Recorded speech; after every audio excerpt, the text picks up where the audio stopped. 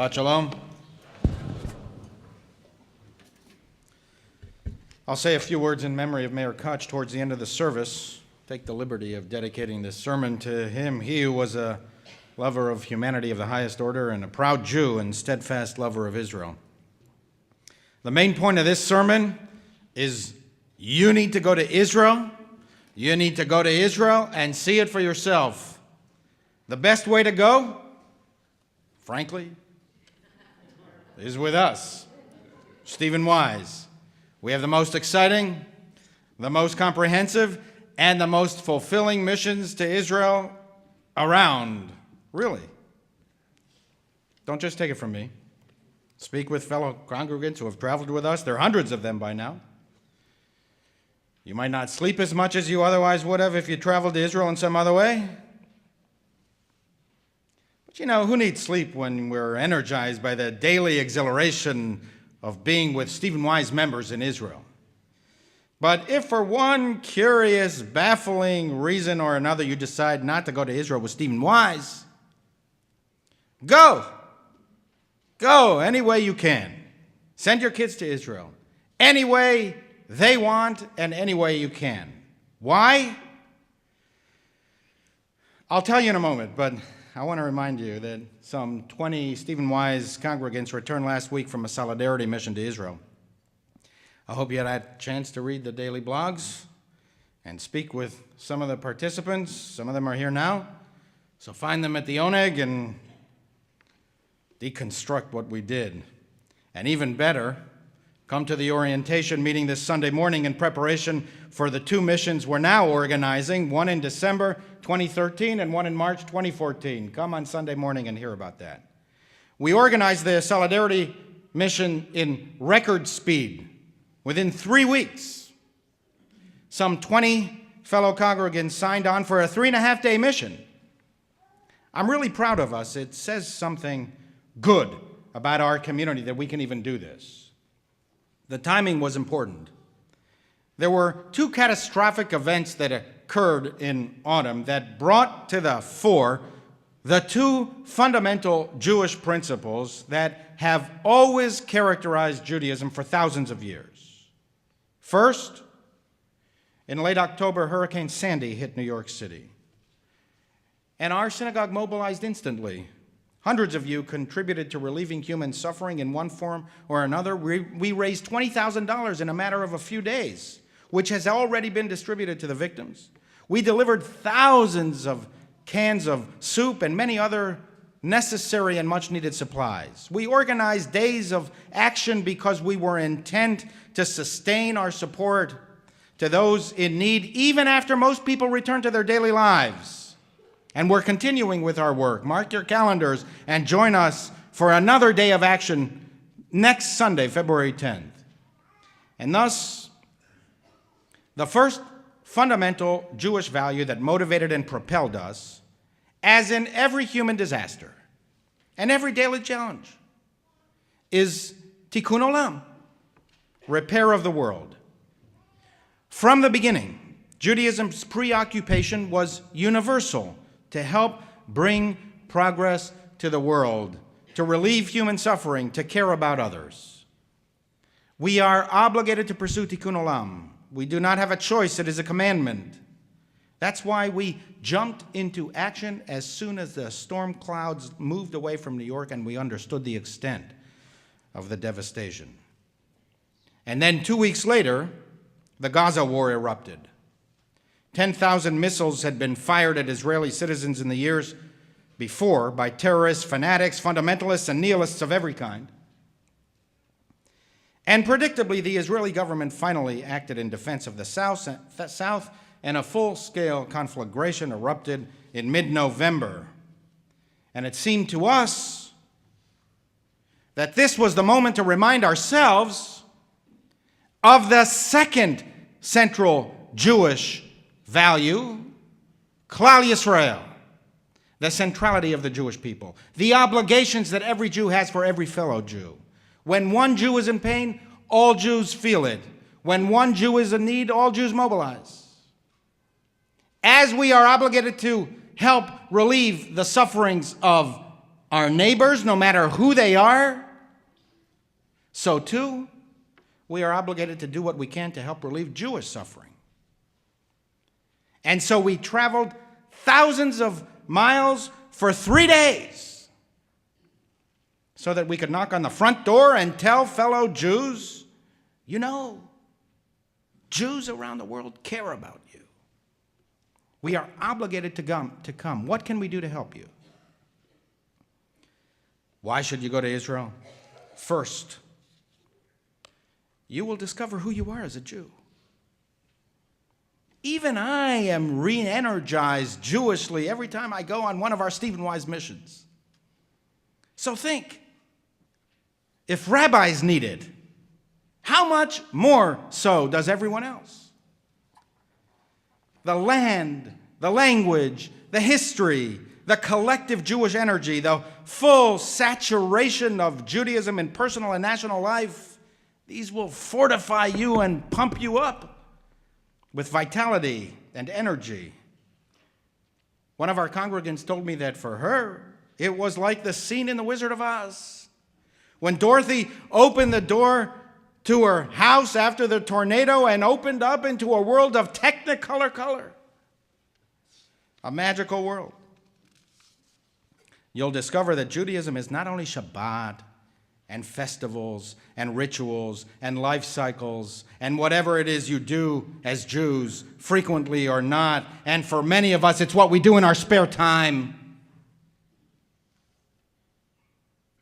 But Judaism is a history. It is a destiny. Judaism is the collective experiences of the Jewish people exercising collective Jewish action and collective Jewish influence. And you'll see for yourself the daily miracles of collective Jewish energy. As, for example, when we met with Natan Sharansky, the former prisoner of Zion. In half a lifetime, he went from the Soviet gulag, imprisoned because of his Jewishness and his love of Zion, to become now the chief spokesperson for the Zionist movement. Sharansky embodies the Jewish values that all Jews are responsible one for the other. He wouldn't have even been sitting next to us had it not been for Jews around the world, and in particular American Jews, who refused to allow one fellow Jew in Moscow to be forgotten and mobilized heaven and earth to free him. He reminded us that Israel is a powerful source of Jewish identity. He told us that he meets Jewish young adults all the time who travel to Israel on Birthright and other programs and who discover all of a sudden that Judaism is cool. That Israel fortifies these young adults' Jewish identity and propels them on a search of self-discovery. That they confront a deeper Judaism that inspires them. And that the motto of the Jewish people from time immemorial, through all of the exiles and the pogroms and the persecutions and the dislocations, that nonetheless, here is a people whose motto is, we shall overcome.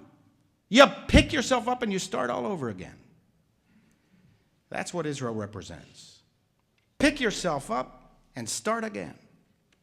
Build, create, progress, initiative, dignity, respect, freedom. And second, why should you go to Israel? On a human level, you can't help but be inspired how ordinary people do the most extraordinary things. Like the grandmother we met on a moshav on the Gaza border, who in the midst of a rain of missiles and while living and sleeping with her grandchildren in the shelter, texted her Palestinian friends in Gaza to see if they were okay. Like the young mother we met on a kibbutz bordering Gaza, who even after spending frantic weeks in bomb shelters, dreams of taking her children to the beach in Gaza, as she did when she was a child, in peaceful coexistence with her Palestinian neighbors on the waterfront of a peaceful Palestinian state. We stood looking west towards the ocean, and she dreamed lazily peaceful days by the waters, her children playing with Palestinian children. Like the deputy commander of the base that straddles the northern Gaza crossing, whose son sadly requires frequent hospitalization, and who told us that his son often shares a hospital room with Palestinian children from Gaza. The Palestinian parents who come to Israel because of its high-tech, ultra-modern medical system don't even know that the Jewish father sitting in civilian clothes next to them is a high-ranking officer responsible for security on the border, and he was the one who arranged for them to cross into Israel and check into the hospital. Like the commander of that base, who isn't even Jewish. He's a Druze. Like the troops we met on a base 2 miles from the Gaza border, staffed mostly by young female soldiers, 20 teenagers and 20-somethings, like your own children in college, whose job is to sit in front of monitors for 4 hours non-stop, never once averting their eyes from the screen, constantly vigilant for the frequent attempts by hostile Palestinians to cross the security fence into Israel. The young women proudly told us that this is a top-level security job, that they have saved many lives, and that's why they're there. Indeed, the day before, as we stood on the border, we heard shots that were fired. And then we saw Palestinians running away from the fence. And these were the soldiers, these young women who saw those Palestinians the day before, and they told us what they did. They also spoke with pride about why it is women who do this work.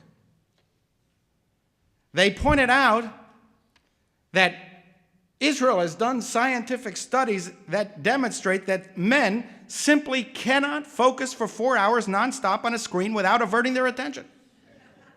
Physiologically, men can't do it.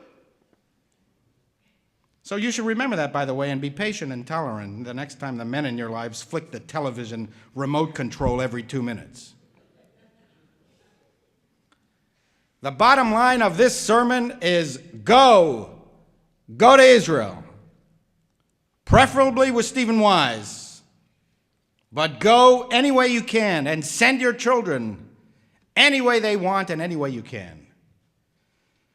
There are no words, even the most articulate wordsmith, even Shakespeare himself could not describe in words the feelings and emotions you will experience, how you will be moved to the very core of your being and discover something deep about yourselves that you never knew was in you. Don't expect to learn it through headlines, blogs, or even learned scholarship. You just have to go and see it for yourself. Amen.